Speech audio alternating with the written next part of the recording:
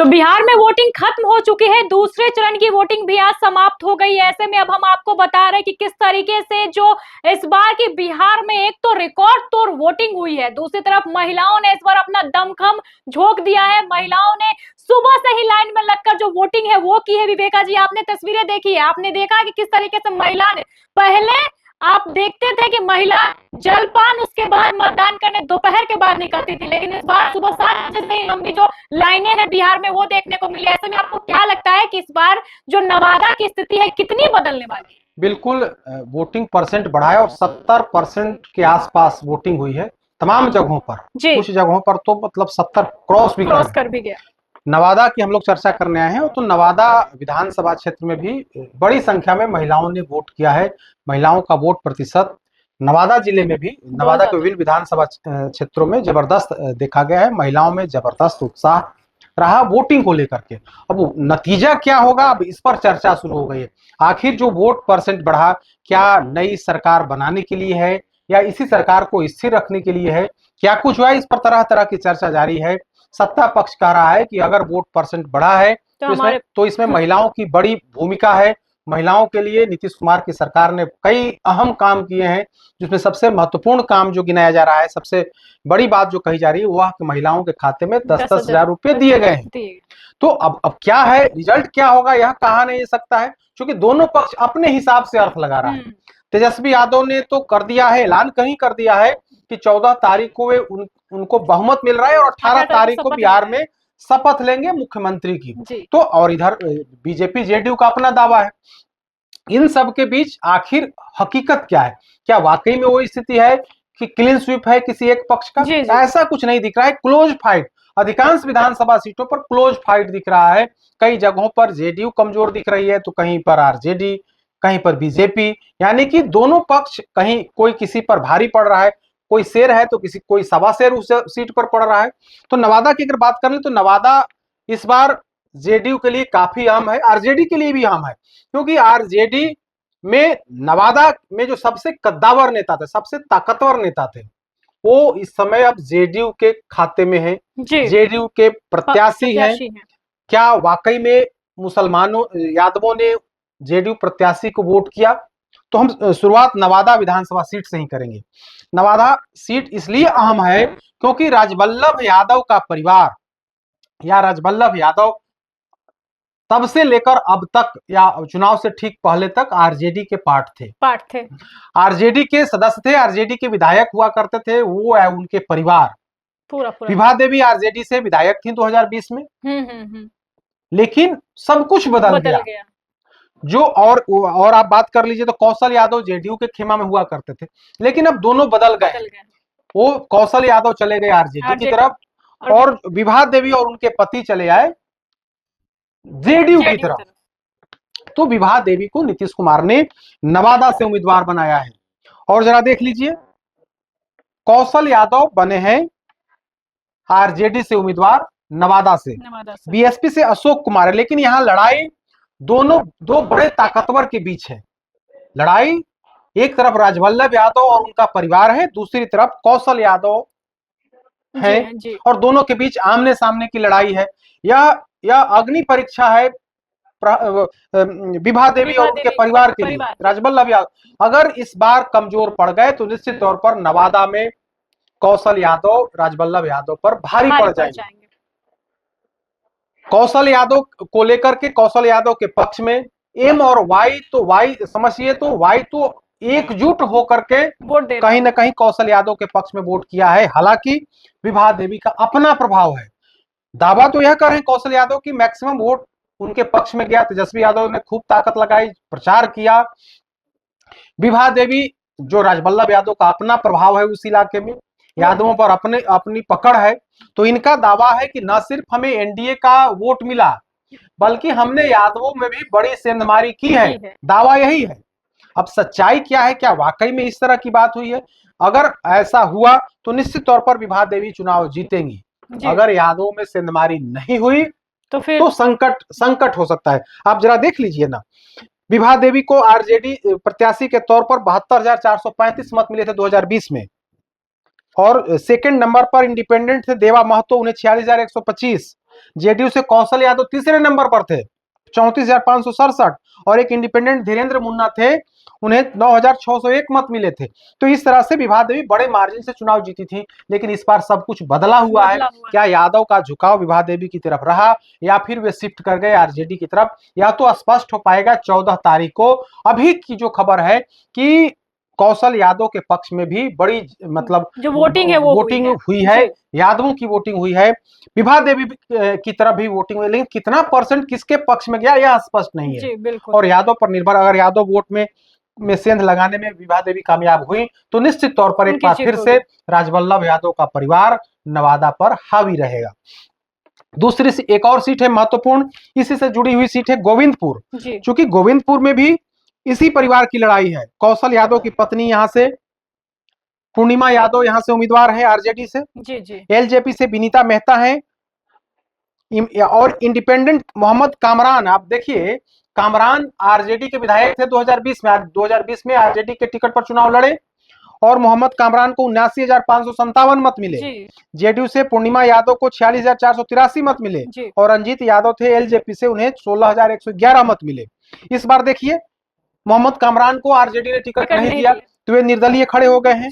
लोजपा ने विनीता मेहता को उम्मीदवार बनाया, आरजेडी ने क्या किया है, पूर्णिमा यादव को। चूंकि कौशल यादव चले गए और पूर्णिमा यादव भी उसी दल में आरजेडी में चली गई, तो अब जो है आरजेडी से पूर्णिमा यादव को उम्मीदवार बनाया गया है, और जन सुराज से पूनम कुमारी है। यहाँ जो लग रहा है कि कामरान अगर सफल हुए जिस हिसाब से दावा कर रहे थे, तो निश्चित तौर पर इसका नुकसान आरजेडी को वहां होगा, और वहां से लोजपा प्रत्याशी बढ़त लेते हुए दिखती हैं।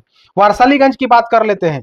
वारसालीगंज में भी दो बड़े बाहुबली जो है टकरा रहे हैं। एक तरफ अखिलेश सिंह की पत्नी है अरुणा देवी, जो विधायक है बीजेपी की, वे हैं, तो दूसरी तरफ अशोक महतो, जो आजीवन कारावास की सजा काट करके निकले। 2024 में उनकी पत्नी अनीता से उन्होंने अनीता से शादी की और पत्नी को टिकट दिलवा दिया आरजेडी से, मुंगेर लोकसभा सीट से। वहां से कड़ा मुकाबला हुआ, हार गई आरजेडी कैंडिडेट, और अब जो है वारसालीगंज से उन्हें उम्मीदवार बनाया है तेजस्वी यादव ने। वहां आमने सामने की लड़ाई है। अरुणा देवी जो अखिलेश सरदार की पत्नी है, अरुणा देवी, वो बीजेपी से विधायक हैं। पिछले चुनाव की बात करें तो 62,451 मत मिले थे। सतीश कुमार जो कांग्रेस के प्रत्याशी थे, उन्हें 53,421, और अनीता सिन्हा जो इंडिपेंडेंट थे, उन्हें 39,363 मत मिले थे।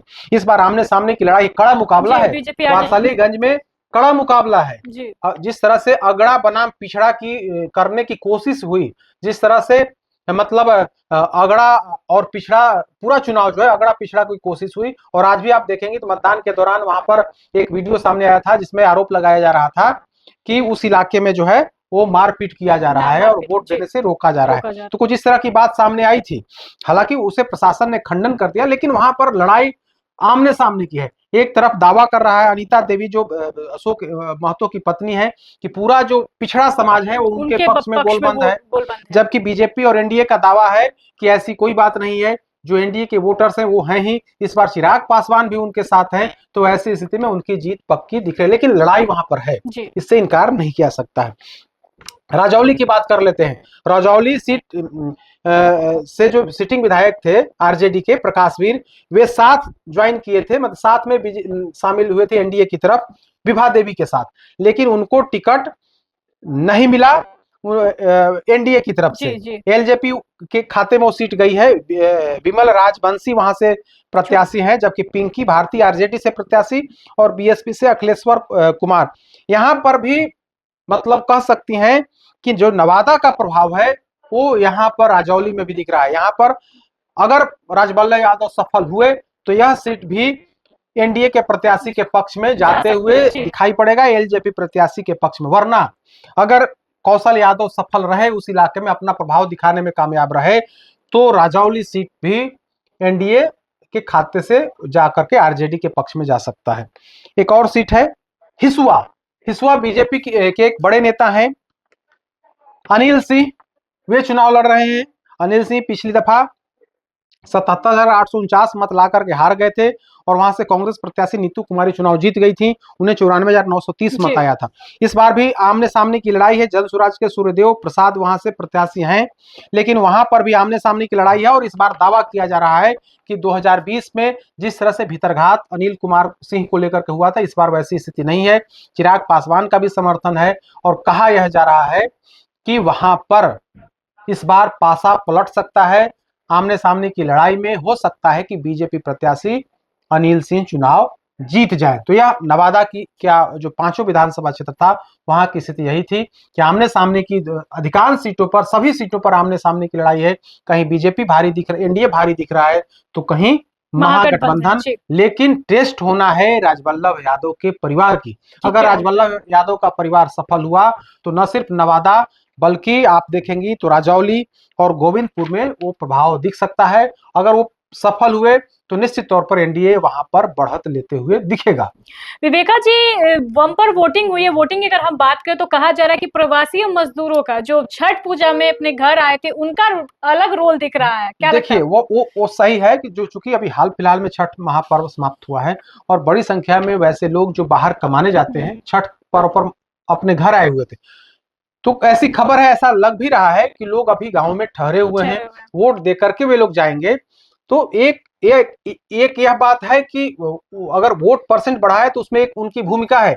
दूसरी बड़ी जो भूमिका आ रही है महिलाओं की आ रही है। अब महिलाओं की आ रही है, उसको लेकर के अलग अलग अर्थ लगाए जा रहे हैं। सत्ता पक्ष कह रहा है कि नीतीश कुमार से प्रेरित होकर, नीतीश कुमार के कामों से खुश होकर के एनडीए को वोट दे रही है महिलाएं। तेजस्वी यादव कह रहे हैं कि सरकार जो भी वोट परसेंट बढ़ा है सरकार बदलने के लिए। जब भी वोट परसेंट बढ़ता है तो सीधे तौर पर सरकार के खिलाफ वो नाराजगी होती है और नाराजगी का प्रकटीकरण जो होता है वोट के रूप में होता है।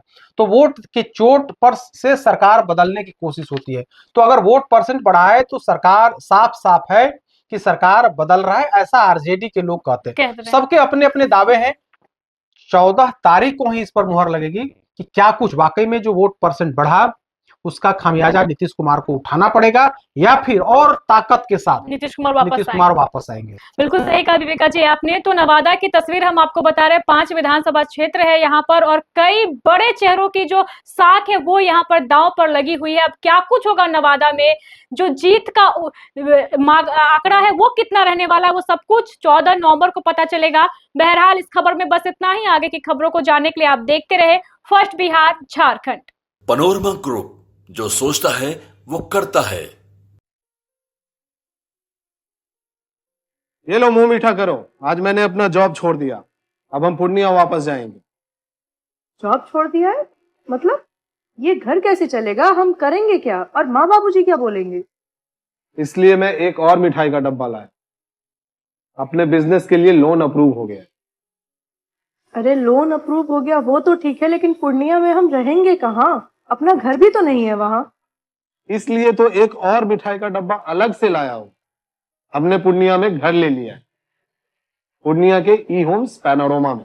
पूर्णिया में पैनोरमा ग्रुप लेकर आए हैं ई होम्स पैनोरमा। बड़ा घर, आलीशान जिंदगी और अत्याधुनिक सुविधाओं के संग। अरे अब क्यों मुंह मीठा करवा रही हो? क्योंकि हम घर वापसी जो कर रहे हैं। घर वापसी की खुशी पूर्णिया में ई होम्स पैनोरमा के संग। E homes panorama, luxurious lifestyle redefined.